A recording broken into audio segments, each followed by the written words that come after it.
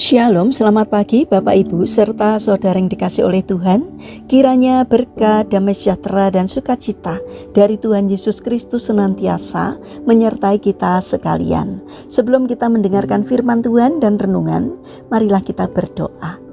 Tuhan Allah Bapa yang Maha Baik, kami sungguh bersyukur atas kebaikan dan kemurahan-Mu, karena Engkau Tuhan yang selalu melindungi, menolong dan menopang kami. Terima kasih atas setiap kemurahan-Mu, ya Tuhan. Jika saat ini kami akan mendengarkan firman-Mu, kami memohon urapilah kami dengan Roh Kudus-Mu agar kami dapat mengerti dan memahami apa yang Tuhan sampaikan kepada kami. Bimbing hati kami agar karakter kami semakin hari semakin bertumbuh menjadi lebih baik, sehingga semakin berkenan di hati Tuhan. Terima kasih Tuhan. Di dalam nama Tuhan Yesus Kristus kami sambut berkat firman-Mu. Amin. Bapak Ibu serta saudara yang terkasih, bacaan firman Tuhan saat ini diambil dari TB2 Injil Lukas pasal 19 ayat 8. Demikianlah sabda Tuhan. Namun Sakeus berdiri dan berkata kepada Tuhan, "Tuhan, lihatlah, setengah dari milikku akan kuberikan kepada orang miskin. Dan sekiranya ada sesuatu yang kuperas dari seseorang, akan kukembalikan 4 kali lipat." Tema renungan saat ini adalah dari hati yang dipenuhi mengalir berkat.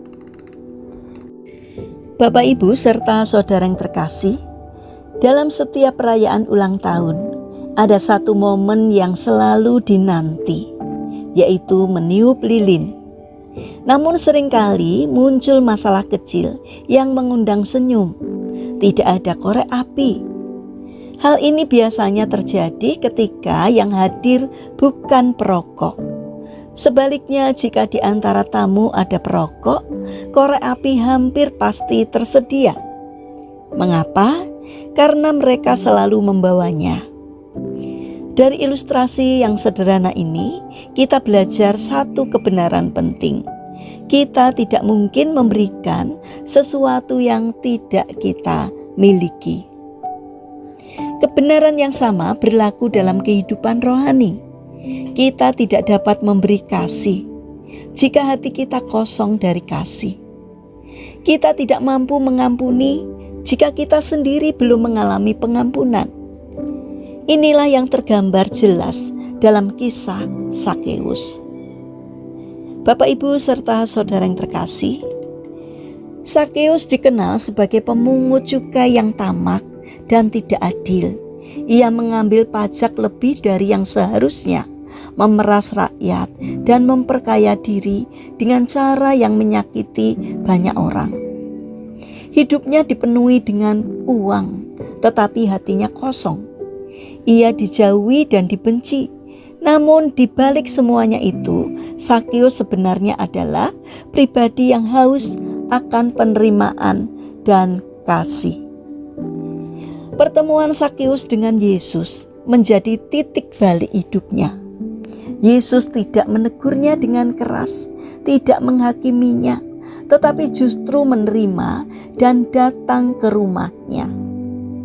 Dari situlah Sakeus mengalami kasih Allah secara pribadi. Kasih yang tidak bersyarat itu memenuhi hatinya dan mengubah orientasi hidupnya. Hasilnya tampak nyata.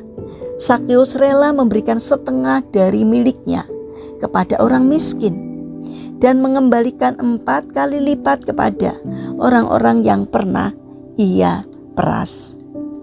Perubahan Sakeus bukanlah perubahan yang tiba-tiba, tanpa sebab.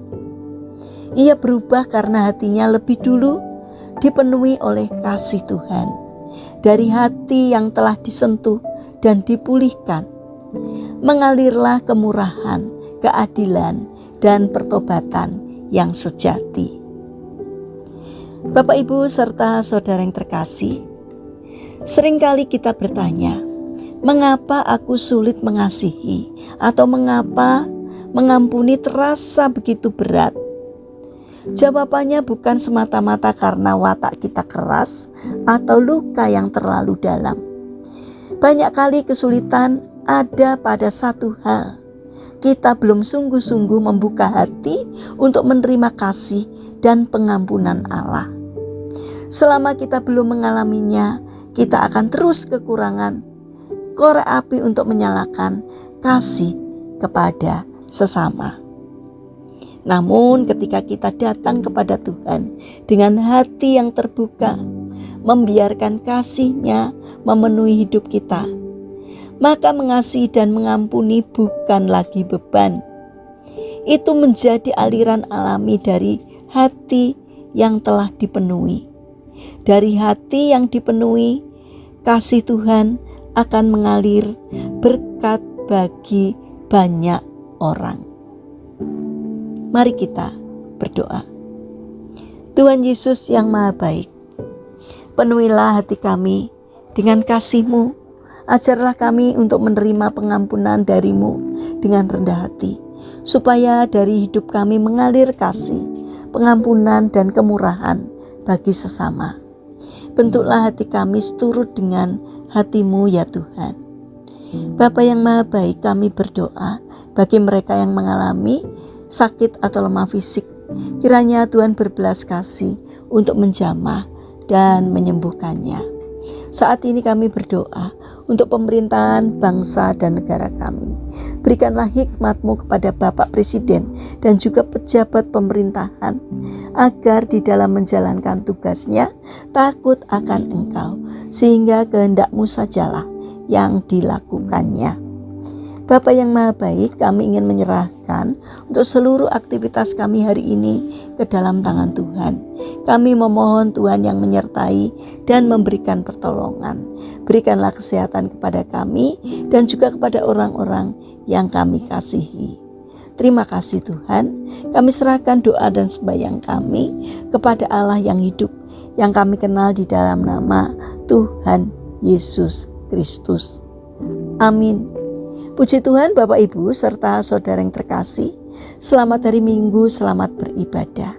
Kiranya firman Tuhan dan renungan hari ini dapat menjadi berkat bagi kita semua. Haleluya.